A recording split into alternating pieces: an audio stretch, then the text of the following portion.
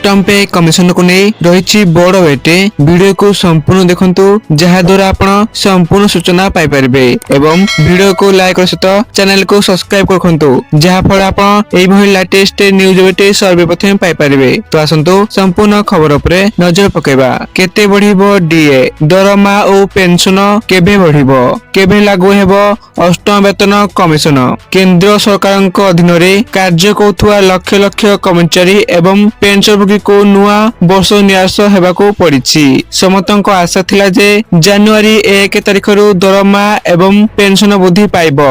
अष्टम वेतन कमिशन आधार रे दरमा बढ़िबो किंतु नुआ वर्ष रे सेमिति किछि होई नाही। नुआ वर्ष रु लागू होई नाही अष्टम वेतन कमिशन। तेबे प्रश्न उठुछि काहेकि एथिरे विलंब हेउछि।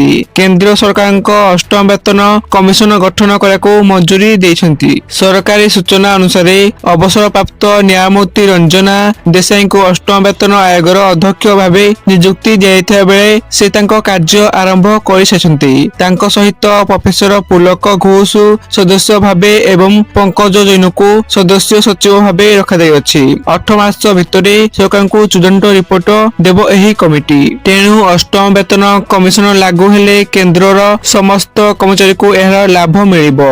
जेपरिक उद्योग क्षेत्र रे थिबा केंद्रीय कर्मचारी भारतीय सेना रे थिबा कर्मचारी सशस्त्र बल केंद्र शासित अंचल रे कार्य करुवा कर्मचारी को यार फायदा मिलिबो। तेबे प्रश्न उठुछि 2026 जनवरी कर्मचारी एवं पेंशनभोगी को मिलिबो कि एरियर जानतु खबर। अष्टम वेतन कमिशन कार्य आरंभ करिथिबा बेले मे 2027 सुधा रिपोर्ट दाखल करबा नै सूचना रहिछि। आउ एहा परे केंद्रीय कर्मचारी दरमा एवं पेंशनभोगी भत्ता वृद्धि पाइब।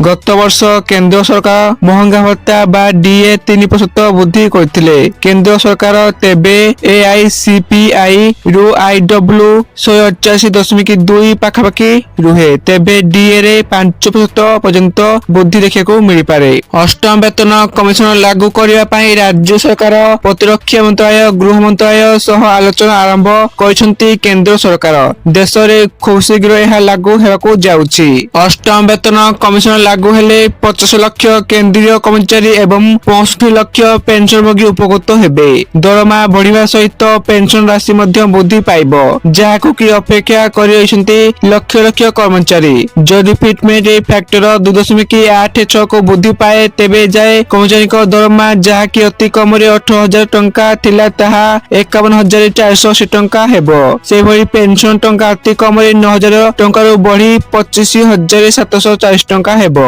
जदि से हिसाब रे आमे देखिबा जणे पियोन किंबा अटेंडेंट पोस्ट रे थिबा कर्मचारी अति कम दरमा 51,480 टंका हेबो। से भली जणे लोअर डिविजन क्लर्क रे दरमा 19,900 रु बढ़ी 56,914 टंका हेबो। तो एहा थिला सूचना। आपण माने वीडियो को संपूर्ण देखथारु आपण मानकु धन्यवाद।